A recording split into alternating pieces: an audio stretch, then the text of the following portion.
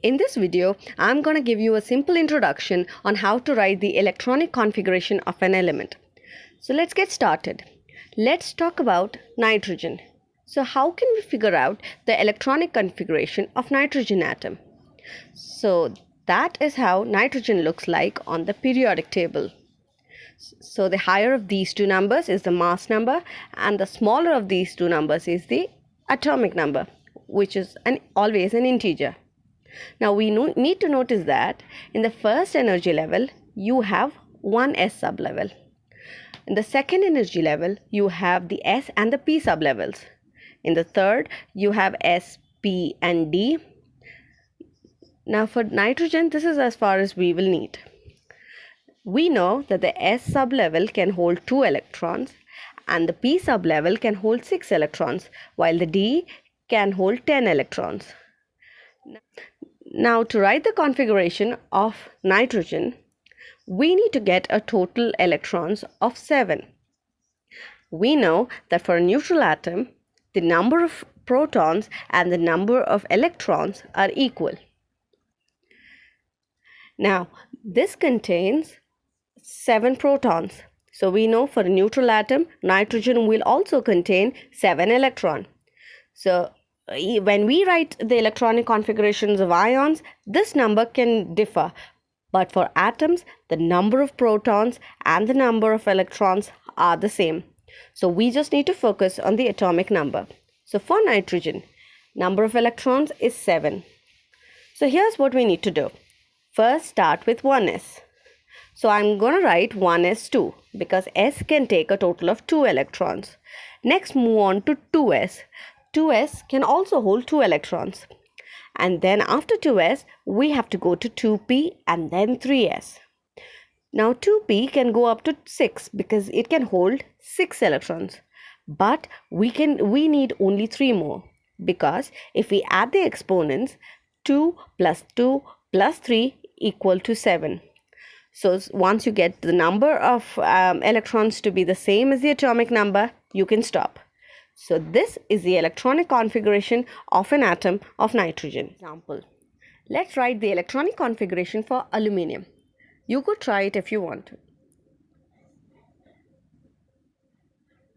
So we are dealing with an atom of aluminium which has 13 electrons. So we have to write the configuration up to 13. Now we're going to set it up the same way. Now if you want to, you can add the fourth energy level, which contains 4s, 4p, 4d and 4f. Now let's put these numbers again. F in addition can hold up to 14 electrons. So we are going to start with 1s. So it is 1s2. And then after 1s, we go to 2s sublevel. So it's going to be 2s2. Then we move up to 2p. So p can hold 6 electrons. So we go and write 2p6 and 3s2. Now if we add the numbers, 2 plus 2 plus 6 plus 2, that is 12. So we need one more. So after 3s, we move on to 3p. Now we do not need to go to 3p6. We just need one more electron. So we will just write 3p1. So now 2 plus 2 plus 6 plus 2 plus 1 gives a total of 13. So this is the ground state electronic configuration of an atom of aluminium. Now what about ions? Let's say we want to write the electronic configuration of Fe2+. How can we do so? Now on a periodic table, Fe has an atomic number of 26 and an average atomic mass of about 55.85. So an atom of iron metal has 26 electrons. So what about an ion of iron? Because the charge is +2, that means that the atom has lost 2 electrons. So Fe plus 2 ion has only 24 electrons. It is 2 less than this number. So we need to write the electronic configuration based on number 24. So let's make our list again. 1s, 2s, 2p, 3s, 3p, 3d, 4s, 4p, 4d, 4f.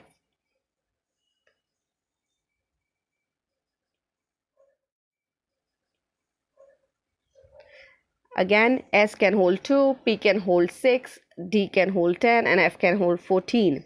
So again, we are going to start with 1s. So that's 1s2.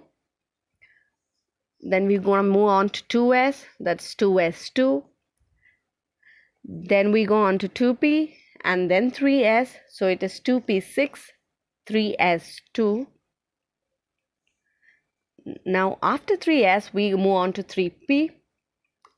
So it's 3p6 and then 4s2. By the way, before we write the electronic configuration of ion 2 plus, it's better if you write the electronic configuration of the parent atom, and then from that reduce the electrons. So I'm going to focus on 26 and then go on to 24. So right now we have a total of 2 plus 2 plus 6, 10 electrons.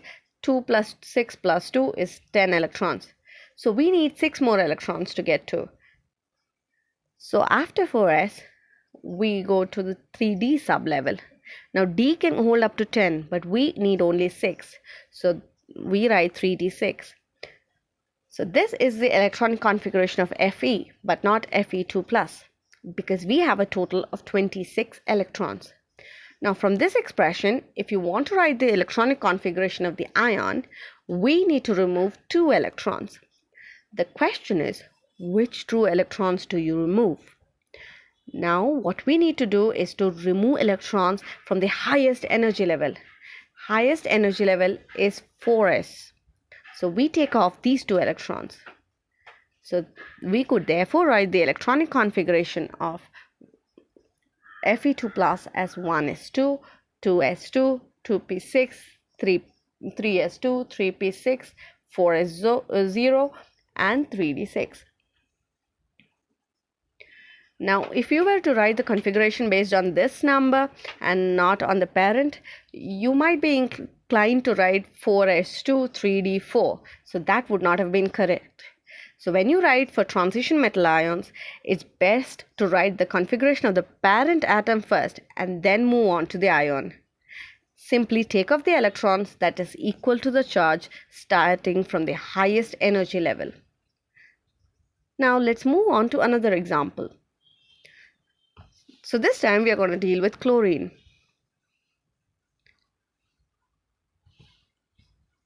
So here's the information that you need to know for chlorine. Now what I want you to do is to write the electronic configuration for chlorine ion, Cl-1.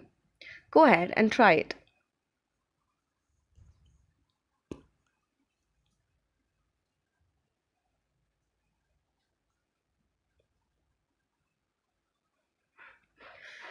Now for chlorine, we really don't need the 4th energy level. So let's start with this. We need to get up to 17 and then we are going to add 1. Chloride ion has a total of 18 electrons. Now for this one, we can just go straight up to 18. We don't have to start from 17 and then add them. You can do if you want to, but you don't really need to, because chlorine is not a transition metal. So just rephrase. For transition metals, it is best to write the electronic configuration of the parent first and then subtract the appropriate number of electrons based on charge. For elements that are not transition metals, and if you are dealing with ions, you can go straight to this number. You could find the total number of electrons in the ion and then write the configuration based on that. You don't have to write the configuration of the atom and then adjust it for the ions. It just simply works out that way. You could do it both ways for these elements. So if you decide to write the electronic configuration for the parent and then adjust it, then that's also fine. For negatively charged ions, you need to add electrons. For positively charged ions, you need to subtract electrons. So let's start. We need to get up to 18. So we are going to start with 1s. So that is going to be 1s2.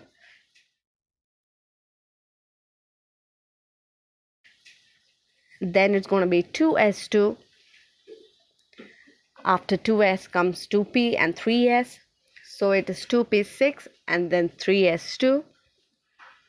So far we have the total of 12 electrons. So we need 6 more. And 3p can hold up to 6. So we can stop at 3p6. This is the electronic configuration for chloride ion. For chlorine, it's everything up to 3p5. But for chloride, it's 3p6. You got to add one more electron.